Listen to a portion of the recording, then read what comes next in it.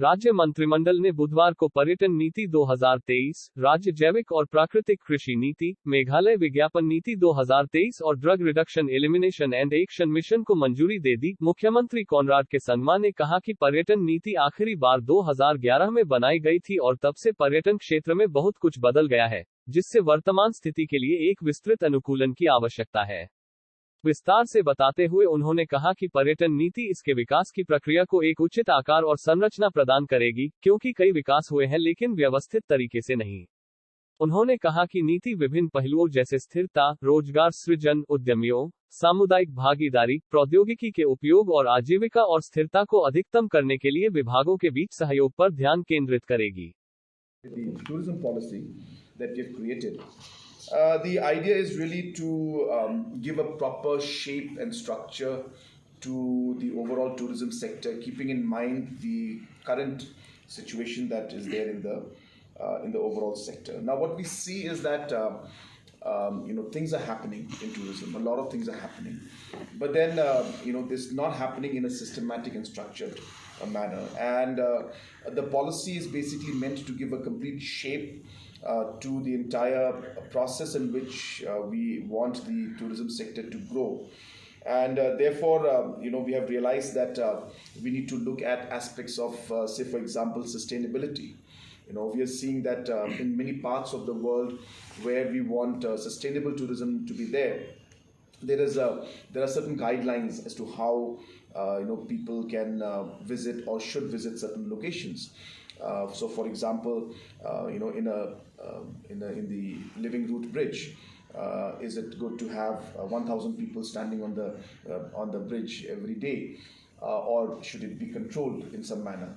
So, therefore, the policy will then define and look into these aspects on how to ensure that the sustainability of these kind of aspects. What I told you is just one part of it, but I'm just giving an example. There's going to be many aspects to it. So how do we make it sustainable, and how do we make it a responsible tourism? How do we ensure that employment generation and entrepreneurship is achieved? How do we ensure that the local people are involved in the entire process? How do community participate in this aspect? How will the use of technology be to ensure that we're able to promote tourism in the best manner? And also how the different departments will work together to ensure that at the end we are able to really synergize between the different departments and get the maximum output when it comes to the tourism sector in terms of livelihood and in terms of sustainability and all the other aspects that I have mentioned. So this is what this basic tourism policy looks into. And of course, to achieve these ideas and these goals that we have, certain areas will have to be focused on.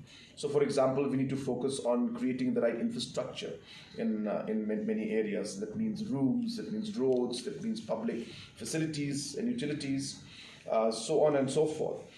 We need to also ensure that we're able to create better circuits, and we're able to improve the overall capacity of the people who are involved in the tourism sector. Say, for example, the drivers who are driving the taxis, or the guides who are guiding the tourist. Shouldn't we have a proper training program for them? Should we have a proper mechanism in which they are certified, maybe, and how they should be interacting with the tourist? So these capacity building aspects need to be looked at. We also need to see how we'll promote tourism as a whole, what kind of programs to have, how to do the marketing and branding, how to see that we'll be looking at the safety of tourists, how to ensure that tourists are safe when they come here, how community can participate in this whole thing. So all these aspects are there. For example, we also don't have certifications, we don't have standards. So for example, a particular, say, a homestay, if it's certified by, say, the government of Meghalaya or by the tourism sector, the tourism directorate,